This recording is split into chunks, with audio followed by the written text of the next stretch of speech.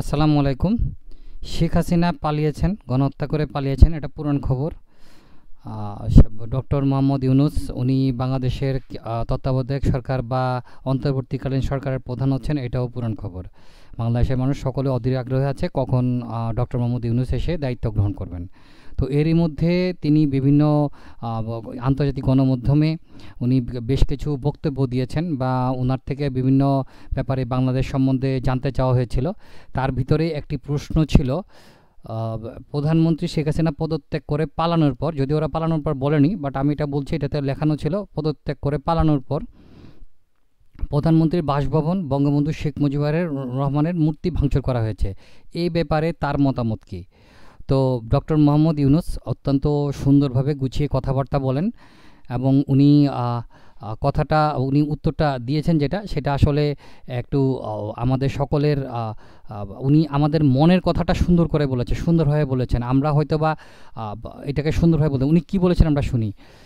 Doctor Mohammad Yunus বলেন, এটা দেখিয়ে দিয়েছে যে জনগণ শেখ হাসিনা সম্পর্কে কী অনুভব করে। হাসিনা নিজে যা করেছেন নিজের জন্য এবং তার পিতার জন্য, তারই ফল এটা। তিনি এমন ক্ষতি অর্জন করেছেন, এটা যুব সমাজের ত্রুটি নয়, এটা হলো শেখ হাসিনার ভুল। অর্থাৎ উনি খুব সুন্দরভাবে, সুন্দর ভাষায় উনি যেটা বোঝাতে চাইছেন যে শেখ হাসিনা গত 15-16 বছর জনগণকে যেভাবে চালিয়েছেন, যেভাবে শিখিয়েছেন, জনগণ তার উপর ঠিক সেভাবে প্রতিশোধ নিয়েছে।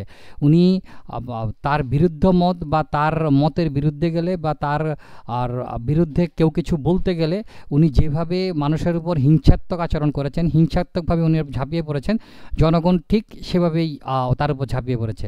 ডক্টর মোহাম্মদ ইউনূসের উপর শেখ হাসিনা যে পরিমাণ নির্মম নির্যাতন করেছেন, হয়তোবা তার কিছু গ্রাউন্ড ছিল, কিন্তু আমার মনে হয় না যে এইভাবে নিপীড়ন বা নির্যাতন করার অবস্থা ডক্টর ইউনূসের উপর ছিল। যাই হোক, তার ব্যক্তিগত আক্রোশ অনেক খারাপ। শেখ হাসিনার ব্যক্তিগত আক্রোশ জনগণের মধ্যে উনি ছড়িয়ে দিয়ে গেছেন, যেটার ফলশ্রুতিতে উনি এটা পেয়েছেন। ডক্টর মোহাম্মদ ইউনূস জনগণের পক্ষ নিয়ে যে সুন্দরভাবে বিদেশি গণমাধ্যমে এই কথাটা বলেছেন, শেখ হাসিনার প্রধানমন্ত্রীর বাসভবন এবং শেখ মুজিবুর রহমানের মূর্তি এবং তার বাসভবন ভাঙচুরের ব্যাপারে যেই কথাগুলো সুন্দরভাবে বলেছেন, সেটা জনগণেরই কথা। আমরা ধারণা করছি যে ডক্টর মোহাম্মদ ইউনূস জনগণের এই পালসটা বুঝে উনি পরবর্তী সকল পদক্ষেপ নেবেন। ধন্যবাদ।